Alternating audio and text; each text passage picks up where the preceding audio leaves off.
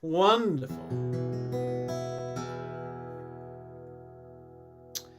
Cool. So, a nice little exercise for you folks today.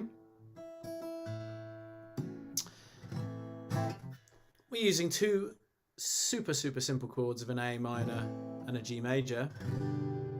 So for those beginner guitarists, that's what we're going to be working with a simple just down the strums, kind of a triplet feel.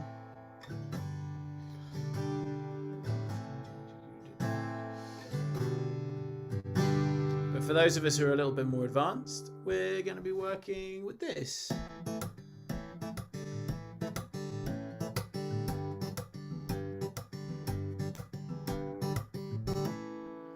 Okay, and taking it up to something more like this.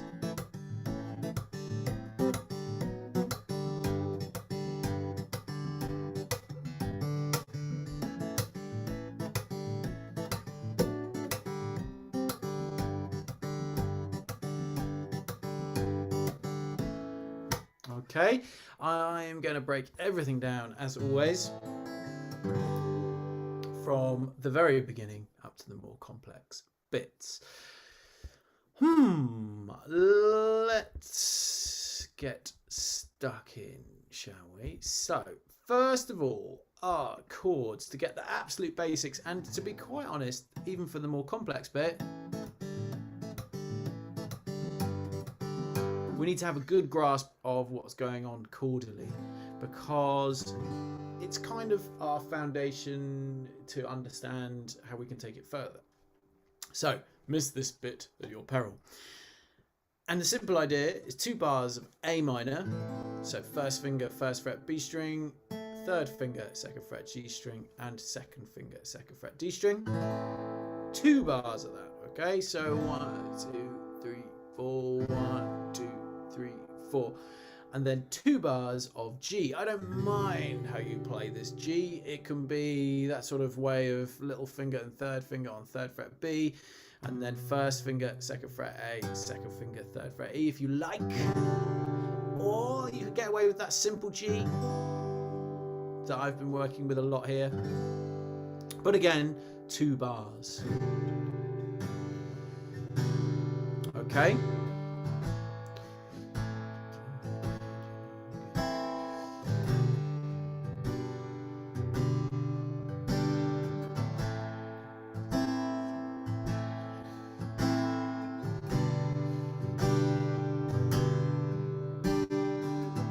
Now, what I would suggest if you are a beginner and you're wanting just to strum along with this is that you strum on 1 and 3, but we've got a triplet feel running through it.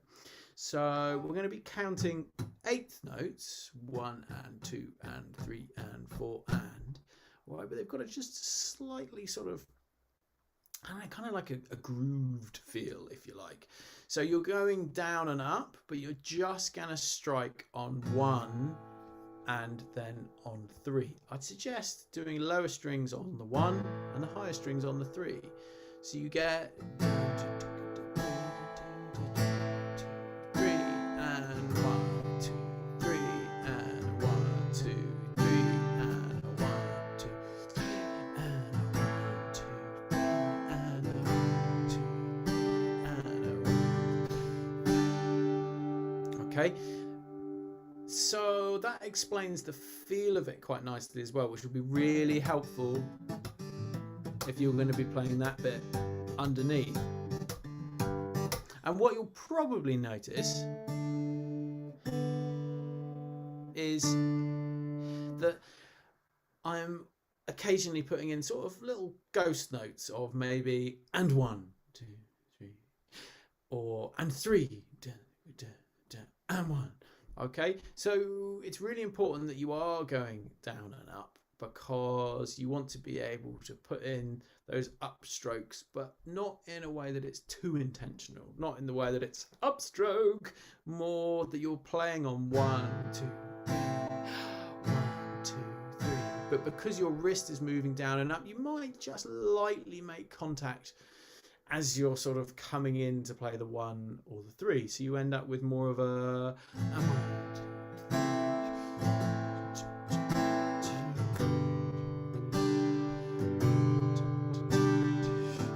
not always.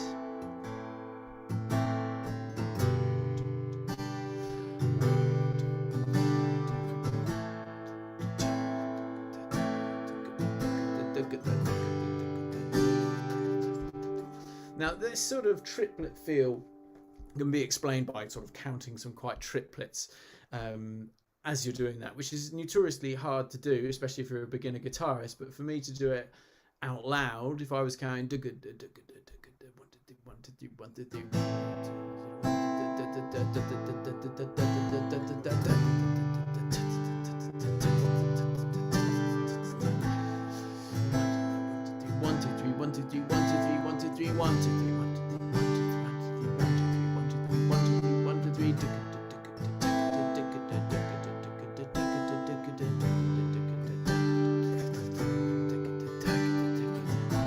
that's what's creating the feel behind it.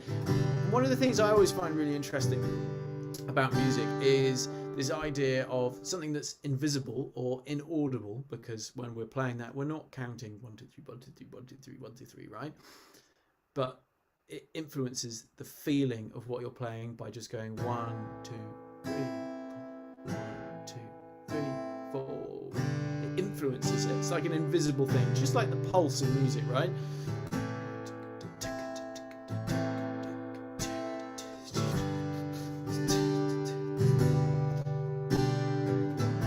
Cool. So that's the foundations of what is going on. Give me 2 little seconds just to click on this. Wonderful. Okie dokie. Good. Okay, so that's the foundations of what is going on. It's that triplet feel. We're just strumming on 1 and 3, and we're occasionally doing the upstroke of the and before 1 or the and before 3.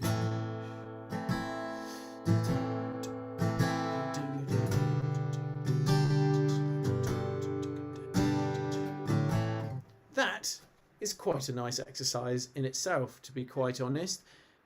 You can play with everything that we're about to do using that. However, if you want to get stuck into the more funky fingerstyle stuff, then you'll have to leave that behind for a little moment. Of course, you're welcome to get stuck into the funky fingerstyle stuff until it feels a bit tricky, and then sit back and work on the rhythm again. Ultimately, that can be there as a lifetime's work, or something to fall back on, depending on how you want to see it, how you want to play it. Okay, cool. So this is the sort of main riff, if you like, that we're playing in our sort of funky fingerstyle. We've got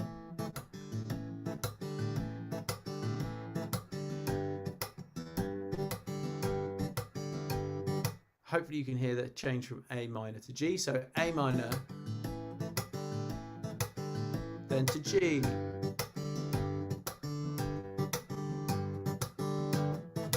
Ooh.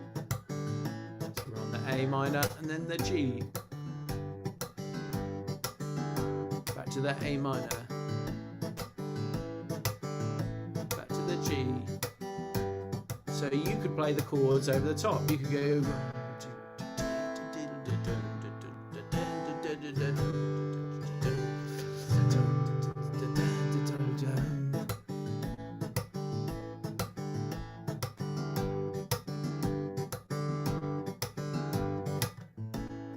okay. The mechanism of that is 2 sort of more straight notes, if you like, which comes at the beginning, or with the G. I'll break those down in a minute.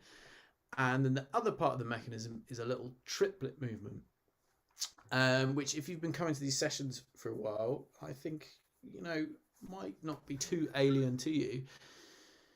We're doing a triplet movement, so that means there's 3 notes essentially squeezed into an even measure, but 3 notes. Let's just describe it as that. And what are we doing? It's simply a string slap, and then we're playing up with index and middle on the D and G, and then we're playing our bass note. When we're on the A, it's the case of playing the A string. When we're on the G, it's the case of playing the E string. Okay, so 3 notes: string slap, up on D and G, and then a bass note.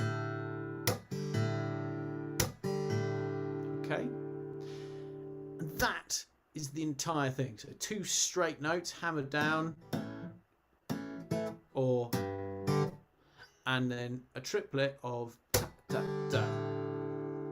Okay, let's have a little look at what that looks like in tablature, and I'll hopefully help it make a lot more sense for you. Let's share a screen. Okay, hopefully you can all see that.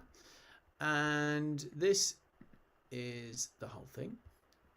But we just, for now, let's just zoom in on the one bit that you really need to master in order to do it, which is simply this. Okay, so you've got these 2 eighth notes, and then you have a triplet. Okay, how do we do that? Well, these first 2 here, let's get that pen out, let's go all teachery, shall we? Annotate. Yeah, these first 2 here, the T above to be tapped. You're creating that sound in a sort of a Michael Hedges way, if you like, by just hitting your fingers down. I was doing it at the bar earlier when I was playing it for you. No idea why, because it sounds much better when you use 2 fingers, actually. Index and middle is great. And they just snap down and create a note.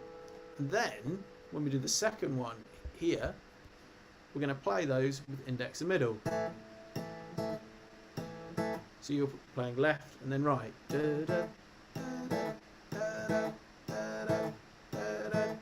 Left, right, left, right, left, right. That might seem confusing for now, but I promise you it will make sense soon. Then comes our triplet, which has earned a nice red colour. We have a string slap. We play up on the D and G, and then our thumb will come down and play the A. So approach that on its own. So string slap, open D and G, and then A.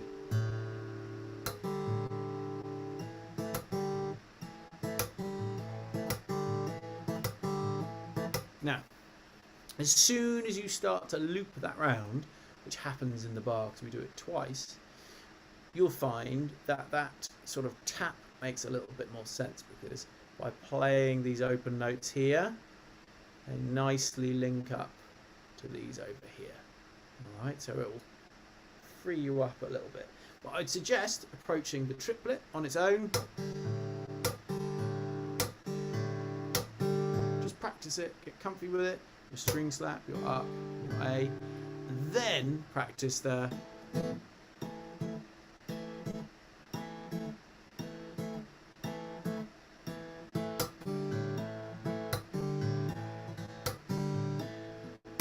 Okay, I'll give you a few moments on that while I have a relaxing sip of tea.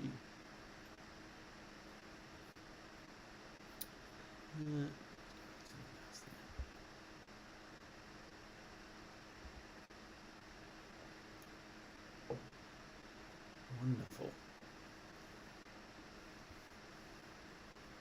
And of course, cordially underneath this,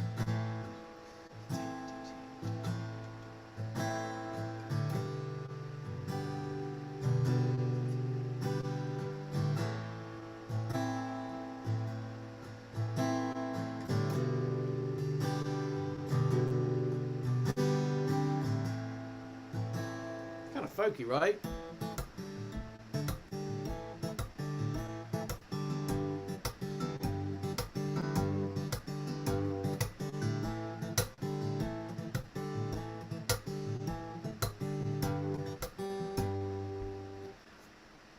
Fantastic. Okay, so let's break that down again one more time. So we've got the two sections, the yellow section, which is a hammer on in your fretting hand, and then picked in your picking hand with index and middle. Okay, and then our red section, which is a triplet, string slap, picking up, and then the bass note. Played very slowly. Okay, looped together but slowly.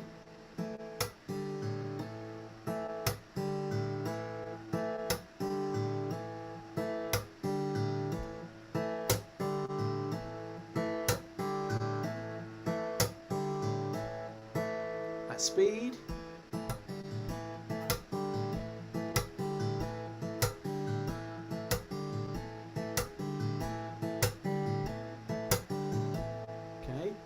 To understand those triplets, you can even try and lay them across the bar. Okay, because they evenly fit into the bar. What, 4 times? So 1, 2, 3, 1, 2, 3, 1, 2, 3, 1, 2, 3. Nice little exercise.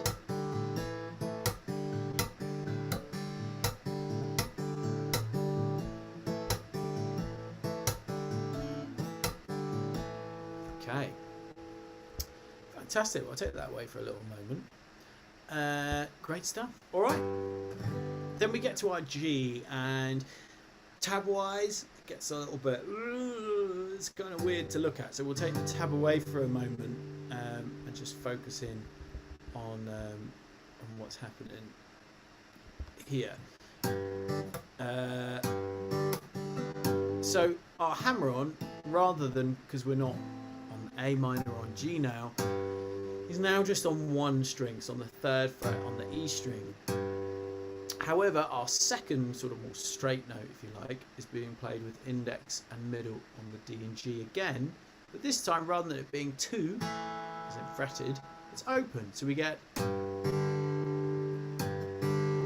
so our first 2 notes when we get to G are, yeah, kind of nice. So on A it's, on G it's, okay.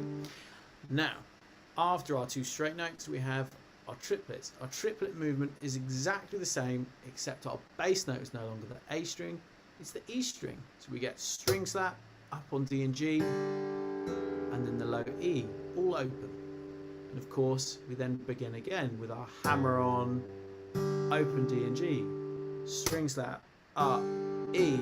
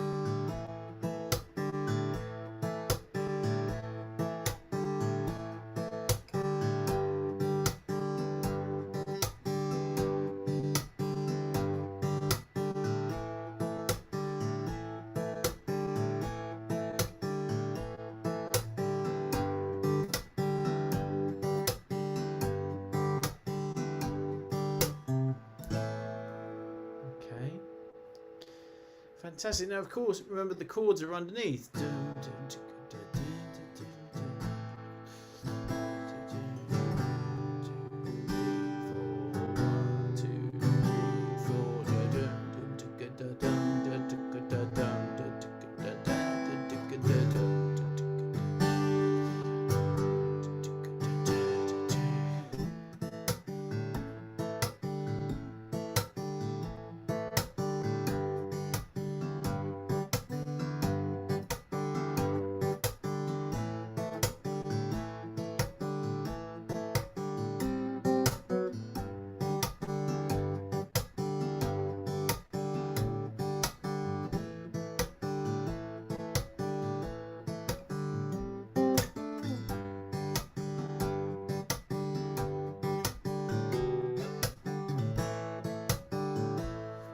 Okay.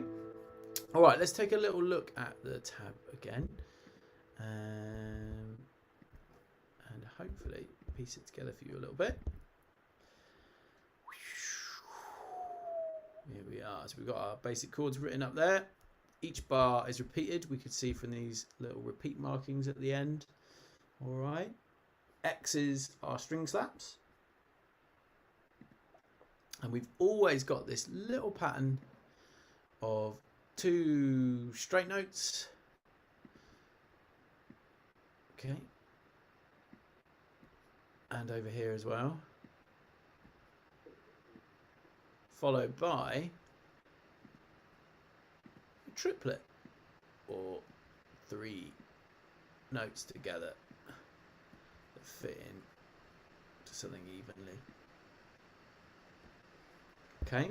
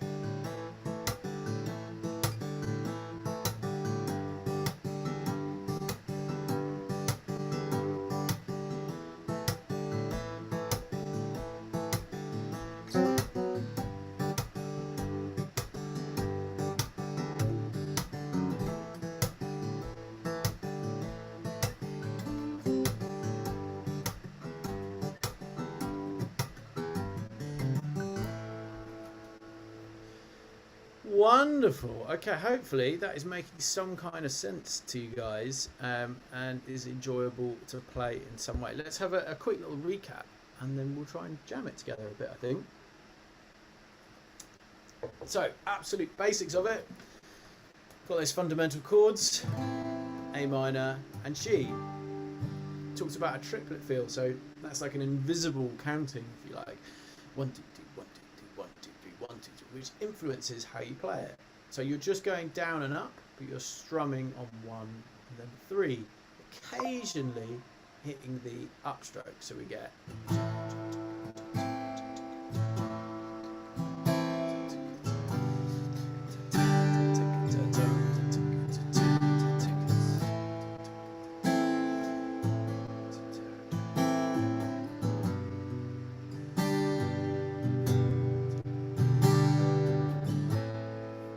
Cool, and then a more funky version of that.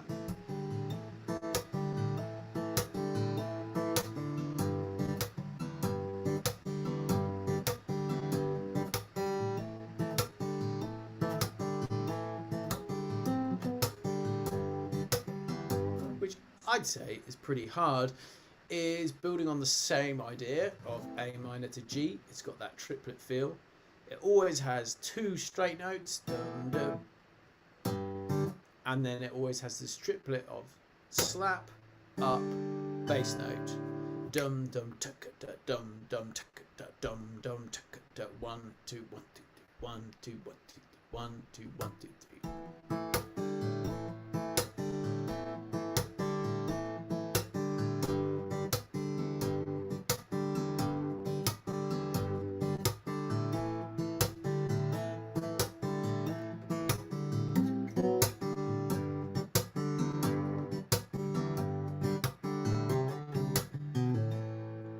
Okay, it's those kind of simple 2 ideas that come together. We can obviously open it up quite a lot as well, which I will briefly talk to you about that after a little bit of a jam through, I think. Now, if you are more advanced and you're giving that funky fingerstyle thing a go, and you're struggling to play it along, I would suggest not trying to attack the whole thing and just like beating yourself up. I would suggest attacking one little element of it, sort of breaking it, dissecting it a little bit, and looking at, for example, just doing those first 2 straight notes every time. So you end up maybe doing...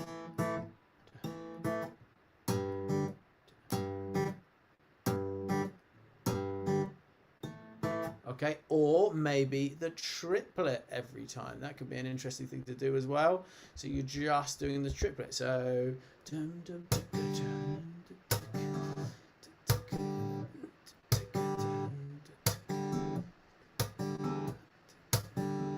Okay, I would really strongly suggest in taking this opportunity to play along with just an element of it rather than the whole thing, and struggling and beating yourself up, because in some ways, and I've had this said to me by quite a renowned music educator, that really you shouldn't be making mistakes. That's not because there's no room for mistakes. It's because when you're practicing something, you're not really going to get that much reward out of it if you're always just struggling and beating yourself up, and you want to be able to play it to make it better. So I would take an element that you can play and then practice that element that you can play. Hopefully that makes a bit of sense. It sounded profound in my head before I said it, but when I said it out loud, not so much. Let's jam it a little bit. Do whatever you want. I'll start with the strumming. So we get, then change G,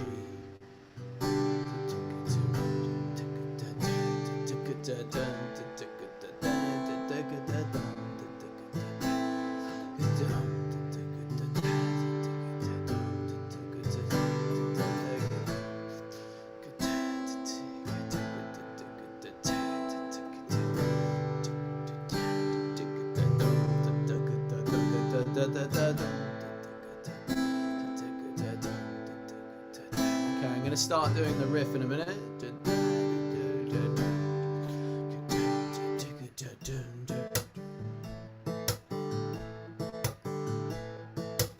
G, back to A,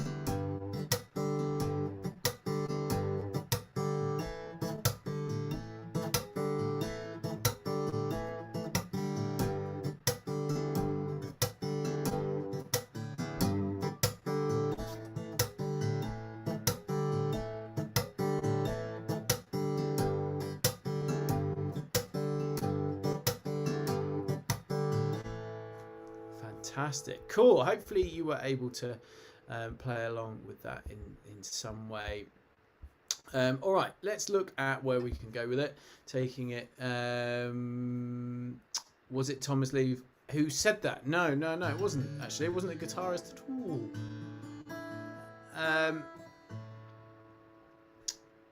So, yes, where can you take it a little bit further?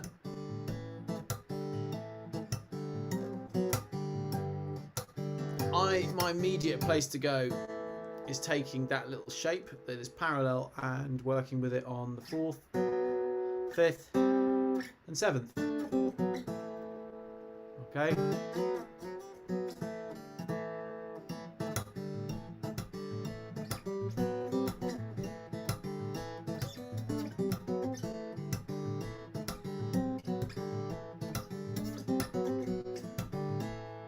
Okay, that's a nice little option to work with. And working with the key as G major, maybe. When I get to the G,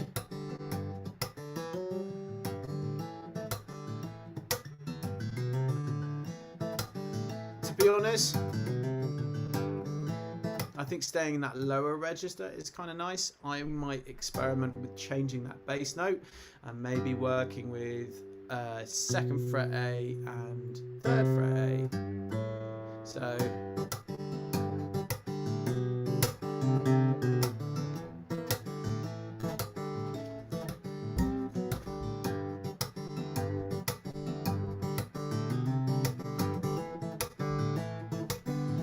those are the places that I would go if I was going to sort of take it that little bit further. However, I think it comes with a bit of a word of warning, because whenever you're working with this sort of groove-based stuff, my preference, not necessarily automatically when I'm trying to work stuff out, but at the end when I've composed something and I'm like, yeah, that's all right. It's usually sounding pleasing to my ear, because rather than adding extra stuff in, I've taken stuff out. Because I think when the audience or the listener has got the groove, it becomes kind of the invisible thing, just like that triplet feel. And you can start playing with taking bits out.